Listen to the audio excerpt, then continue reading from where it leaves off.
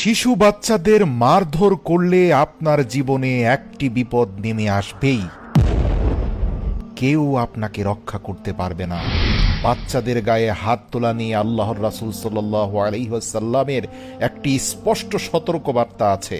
প্রিয় দর্শক, ভিডিওটি শেষ পর্যন্ত দেখুন, কেননা যাদের বাচ্চা অত্যাধিক দুষ্টুমি করে, অনুগত নয়, বাবা মায়ের কথাবার্তা শুনতে চায় না, তাদের ক্ষেত্রে আল্লাহর রাসূলের পরামর্শ আছে না মেরে একটি বিশেষ আমলের মাধ্যমে ঠিক করা যায়।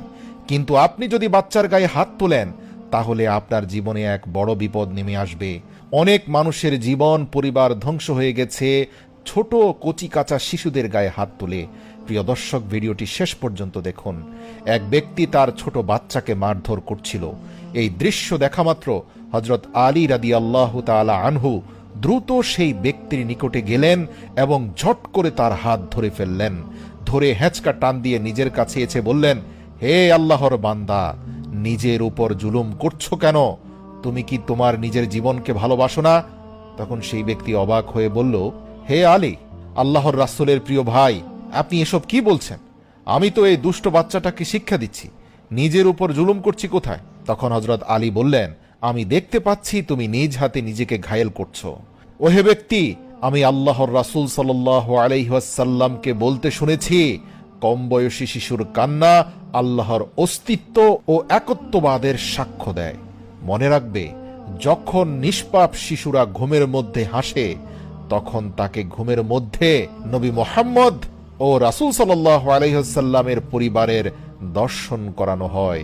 হে আল্লাহর বান্দা, এই কথা কখনো ভুলবে না যে যখন শিশুর দেহে রূহ আসে এবং যতদিন সে সমস্ত গুনাহ থেকে নিষ্পাপ থাকে, ততদিন পর্যন্ত আল্লাহর ফেরেশতারা আল্লাহ তাআলার রহমত এবং বরকত সহকারে সেই মাসুম বাচ্চার আশপাশে অবস্থান করতে থাকে।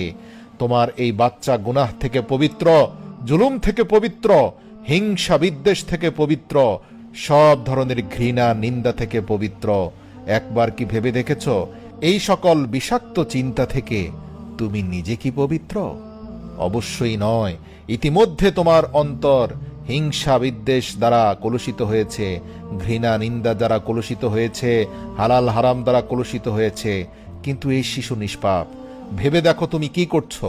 তুমি একজন পাপী ব্যক্তি হয়ে আল্লাহ পাকের নিষ্পাপ বান্দার উপর জুলুম করছো, যার ফলাফল স্বরূপ আল্লাহ যে কোনো মুহূর্তে তোমার উপরে আসমানি জমনি বালা মুসিবত নাজিল করতে পারেন।